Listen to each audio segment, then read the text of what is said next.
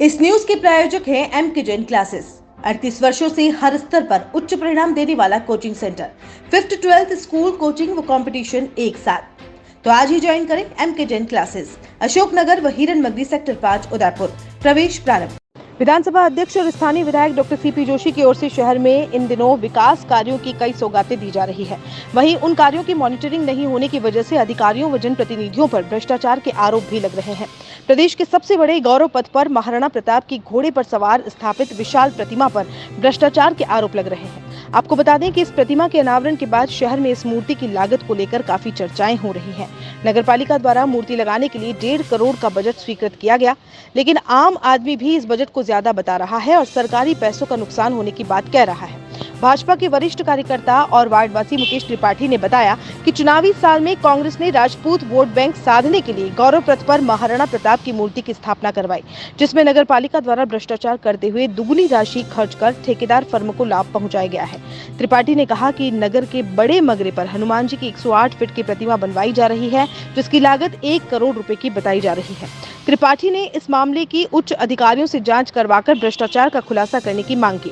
मूर्तिकार राजकुमार पंडित ने बताया कि जयपुर की फर्म निरानिया कंस्ट्रक्शन द्वारा उन्हें महाराणा प्रताप की अश्वरूढ़ प्रतिमा बनाने का ऑर्डर दिया गया था, जिसकी कीमत 70 लाख रुपए भुगतान करना तय हुआ। मूर्ति का वजन 3800 किलोग्राम है, जो कांसा, टीन और तांबे के मिश्रण से बनी हुई है। महाराणा प्रताप की मूर्ति लगाने के लिए पेडिस्टल फाउंडेशन का निर्माण 80 लाख रुपए की राशि खर्च होना बताया गया है। इस मामले को लेकर भाजपा नगर अध्यक्ष प्रदीप काबरा ने कहा कि महाराणा प्रताप मूर्तिकारी में अगर भ्रष्टाचार हुआ है तो इस बारे में पता करवाया जाएगा।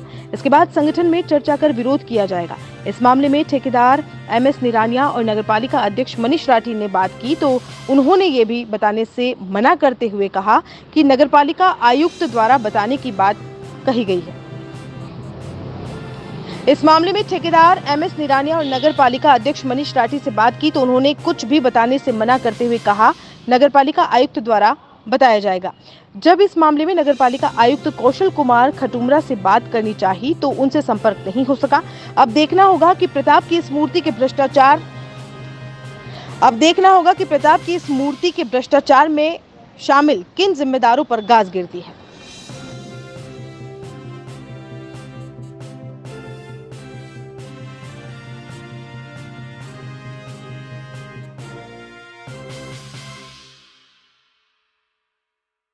प्रतिमा का मामला ये चल रहा है कि नाथा द्वारा नगर पालिका के भ्रष्टाचार का एक और नायाब नमूना गौरवपथ पर पेश किया गया है।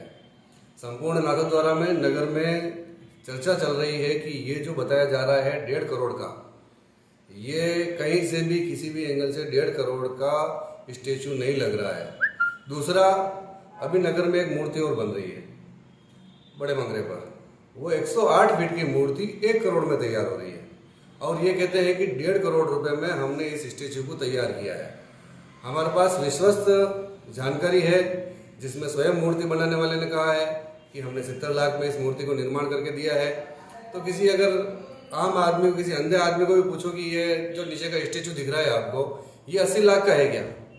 ये जनता के टैक्स के पैसे की बर्बादी है। लोगों को मूर्ख बनाया जा रहा है। भ्रष्टाचार पर भ्रष्टाचार नगर पालिका के द्वारा किया जा रहा है। इस भ्रष्टाचार की, इस मूर्ति के निर्माण की, स्टेचू की, इसके पेडिस्टल के निर्माण की किसी उच्च स्तरीय अधिकारी से, उच्च स्तरीय एजेंसी से जांच करवाई जाए, इसका टेंडर सार्वजनिक किया जाए, तभी जाके इसकी संपूर्ण जानकारी लोगों के सामने आ पाएगी। ये सब पूर्णतया भ्रष्टाचार से भरा हुआ कार्य है और मैं इसकी उच्च एजेंसी से जांच की मांग करता हूँ। कल जो महाराणा प्रताप की मूर्ति का जो अनावरण किया गया उसको लेकर सर जानकारी दीजिए। अच्छा काम होना चाहिए, प्रातः स्मरणीय है। महाराणा प्रताप के ऊपर हम सबको नाच है, पूरी दुनिया मानती है इस चीज़ को। सर, एक मूर्ति महाराणा प्रताप की 1.5 करोड़ रुपए में बन रही है, वही दूसरी और मूर्ति 1 करोड़ रुपए में 108 फीट की मूर्ति बनी, वो भी अष्ट धातु की बन रही है। और दूसरी ओर महाराणा प्रताप की जो मूर्ति बनी 15 फीट की, उसकी लागत करीब 1.5 करोड़ रुपए हुई। एक चौंकाने वाला मामला है। इस संबंध में आप क्या कहना चाहते हैं? इसकी मुझे पूरी जानकारी नहीं है, ये किस चीज़ की बनी हुई है। जब तक मुझे ये पता नहीं चले कि ये अष्ट धातु की है या किसकी है, वो 15 फीट किसकी और 108 फीट किस चीज़ की बनेगी, ये मुझे जानकारी नहीं है। तो आप नगर पालिका में एज ए प्रतिपक्ष नेता हैं, आप कल मंचासीन भी रहे थे क्या? तो आप पूरे प्रोग्राम में शामिल थे, ने उसके बावजूद भी आपका ये कहना है कि ये किसकी बनी हुई है, क्या है, कैसे किया, तो ये एक बड़ी पूरे विचारणी प्रोग्राम बात है। मुझे कोई जानकारी नहीं थी। हाँ, कार्ड छपे तब तक भी मुझे कोई जानकारी नहीं थी। कार्ड छपने के बाद मुझे भी सूचना मिली, तो एज ए नेता प्रतिपक्ष मैंने कार्यक्रम अटेंड किया। नहीं तो प्रदीप जी नेता प्रतिपक्ष हुआ, मतलब चेयरमैन के इक्वल हुआ, है ना। करोड़ों रुपए के विकास कार्य हो रहे हैं, उसमें से ये मूर्ति एक काम है 1.5 करोड़ की। आप ये कह रहे हो कि मूर्ति किसकी है, किस धातु की है, कितनी फीट बननी थी, मुझे कोई जानकारी नहीं है। तो नाथद्वारा में जितने भी विकास हो रहे हैं, आप सबसे अनभिज्ञ हैं या सबके बारे में जानकारी है? और मुझे भी इस बात का दुख है कि मुझे इस चीज़ की हम सभी पार्षदों को भी जानकारी देनी चाहिए, न कि नेता प्रतिपक्ष, चेयरमैन, वाइस चेयरमैन। हमारे 40 और 6 मनोनीत पार्षद, 46 पार्षदों को इस सारी चीज़ की जानकारी होनी चाहिए, लेकिन हमारे ध्यान में नहीं लाया गया। नहीं तो फिर आप कुछ कदम क्यों नहीं बढ़ाते हो, विरोध क्यों नहीं करते हो? मौन साध के क्यों बैठा हुआ विपक्ष, इस बारे में क्या कहना? विपक्ष मौन नहीं है, मौन ही है, कुछ आज भी ध्यान नहीं में बोल आया रहा। तो अभी मैंने मनीष जी से बात की है। 4 साल हो गए विपक्ष आज मेरे में। ध्यान में आया कि भाई ये मूर्ति किसकी है, 1.5 करोड़ की है, तो मैंने मनीष जी से वर्क ऑर्डर मांगा है। आगे भी अगर कोई विकास कार्य होंगे और मुझे ऐसा लगेगा तो उसकी मैं कॉपी मांगूंगा और आप सबसे बात 4 साल में आपको बोलना था, आप बिल्कुल भी नहीं बोला। विपक्ष क्यों, क्या कारण? नहीं, ऐसा कहना बिल्कुल गलत है कि विपक्ष 4 साल में कुछ नहीं बोला। हमारे 10 पार्षद बोले और मैं स्वयं बहुत बोला। मेरे से आप स्वयं भी बोर्ड बैठकों में मिलते हैं, एक आध बैठक को छोड़ दें, बाकी हर बैठक में आप भी आए हैं और मैं हर बैठक में बोला हूँ।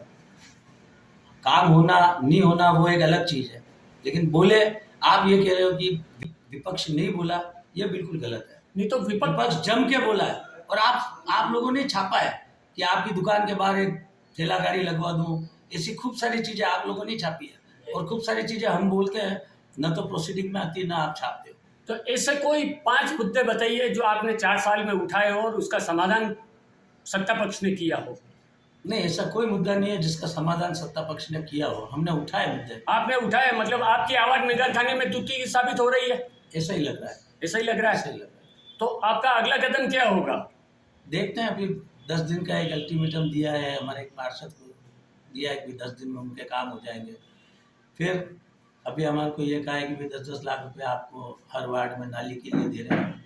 देखते हैं, अगर काम होगा तो ठीक है, नहीं तो सोचेंगे बाद में, सभी बैठ कर निर्णय करेंगे। अच्छा, डॉक्टर सीपी जोशी पिछले 40 साल से नाथद्वारा की राजनीति में सक्रिय रूप से कार्य कर रहे हैं। उन्होंने प्रताप के नाम को लेकर कोई इतना बड़ा काम नहीं किया, लेकिन ये मूर्ति का जो अनावरण किया है, तो क्या राजपूत मतदाताओं को साधने का या रिझाने का प्रयास है उनका? इसके लिए तो मैं इतना ही कहूँगा कि प्रताप के ऊपर तो राजनीति नहीं करे तो ज़्यादा अच्छा है। प्रताप के ऊपर राजनीति नहीं होनी चाहिए। हाँ, ये जरूर है कि 40 वर्षों में इन्होंने पहली बार प्रताप को याद किया है। बाकी प्रताप के ऊपर मैं कुछ नहीं कहना चाहूँगा, क्योंकि वो तो जैसे श्रीनाथ जी भक्ति और शक्ति हमारे महाराणा प्रताप है, तो इसके लिए मैं प्रताप के ऊपर राजनीति नहीं करे तो अच्छा है। नहीं, प्रताप के लिए अपन कोई गलत बात नहीं कर रहे हैं, वो तो विश्व वंदनीय है, प्रातः स्मरणीय है। लेकिन ये चुनावी साल में इन्होंने ये मूर्ति का प्रोजेक्ट यहाँ लागू किया है, तो क्या इसके पीछे राजपूत मतदाताओं को साधने का या रिझाने का प्रयास है? अगर ऐसी सोच है तो गलत है। अच्छा, एक प्रदीप लास्ट नेता प्रतिपक्ष के हिसाब से सवाल, सत्ता पक्ष विकास की दुहाई देता घूम रहा है ढोल लंगड़ों के साथ, विकास विकास विकास विकास, थीम पार्क, फूड कोर्ट, ये जितने भी काम हैं, आपको लगते हैं कि वास्तव में जन उपयोगी हैं ये नाथद्वारा? नहीं, ये तो मैंने लगभग आप सबको खूब बार बता दिया और आज लास्ट बार बता रहा हूँ। हमने हर मीटिंग में एक मांग की है, पहले पार्षद और जनता का सबसे बड़ा काम नाली, सफाई, सड़क, बिजली, ये सारी पानी, ये 5 चीज़ें होती है। मैंने आप लोगों ने ये कभी छापा नहीं है, इसका मुझे भी दर्द है कि आप लोग भी मेरी आवाज़ को दबाते हैं, न कि सत्ता पक्ष दबावे। आप लोग भी मेरी आवाज़ को दबाते हैं। मैंने हर मीटिंग में मैंने यही कहा, इतने बड़े बड़े विकास की बातें मत करो, लोन लेके भी विकास की बातें मत करो, हमको ऐसा कोई। हाँ जी, ये जो प्रतिमा बन रही है महाराणा प्रताप की, इसकी लागत क्या है? इसकी लागत 70 लाख के समथिंग। इसका वजन कितना? 3800 kg। 3800 kg। जी। किस धातु से बनी हुई है? ये ब्रॉन्ज का बना हुआ है सर। ब्रॉन्ज। कितना परसेंट ब्रॉन्ज है इसमें? इसमें 85 प्लस है। 85 प्लस कॉपर। और बाकी कौन सा मेटल है इसके अंदर? लेड टिन जिंक होता है। कंपोजिशन मेटल का जो composer copper lead tin zinc होता है इसकी। ये कितना सालों से तक चलेगी? ये अनलिमिटेड लाइफ है सर, अनलिमिटेड लाइफ। अच्छा, इसका कॉन्टेक्ट आपको मिला पालिका की ओर से, कैसे किया? नहीं, पालिका की ओर से निरानिया कंस्ट्रक्शन ने लिए थे कॉन्टेक्ट, उनसे मैं मेटल की मूर्तियाँ का मेरे को मिला दिए। कितने फीट की प्रतिमा है ये 15 फीट के। और ये जो मेटल लगा हुआ है जो आप बोल रहे हैं जी, क्या इसका भाव होगा मार्केट में? अब भाव तो सर इसके क्वालिटी के ऊपर डिपेंड करता है ना। अगर ना 900 रुपये पर केजी के समथिंग अभी इसका है इसमें। तो ये कौन सी क्वालिटी का है? ये सबसे बेस्ट क्वालिटी जो मेटल का होता है, जो मेटल ब्रॉन्ज का जो होता है। तो इसकी फिनिशिंग पे तो कुछ फर्क पड़ता होगा, कैसे क्या सेम डिटो देता है, कैसे क्या? नहीं, मेटल का क्वालिटी पे इसके जो अगर कॉपर की क्वांटिटी कम होता है तो थोड़ा उसकी कलर इसको कलर का इफेक्ट जो ब्रास होता है, ब्रास है जो कॉपर जिंक का होता है, येलो होता है। इसमें कॉपर की मात्रा ज़्यादा होता है, इससे रेडिश होता है इसकी। और जितनी जो मूर्तियाँ बनते हैं जैसे सर्किल वगैरह पे, जैसे उदयपुर में भी लगाए हैं, वो सब ब्रॉन्ज का ही। इससे पहले भी आपने कोई प्रतिमाएं ऐसी बनाई हैं? ये सर ये चौथा महाराणा प्रताप जी का जो अश्वारोहण मूर्तियाँ हैं। एक कर्नाटका में भी लगा चुका 15 फीट का, उदयपुर में भी लगा चुका, यहाँ भी लगा, एक 12 में लगा चुका। उदयपुर नगर निगम में भी हम एक स्टैंडिंग में महाराणा प्रताप जी को लगा। The Scholars Arena, an English medium co-education senior secondary school, activity-based teaching and learning with 1:35 student-teachers ratio. Pre-nursery to 12th, affiliated to CBSE. Well-equipped physics, chemistry, biology and computer lab. Well-equipped and ventilated classrooms. School aims to cultivate traditional values and cultural heritage of India. Up to 2nd standard, no school bags, no homework.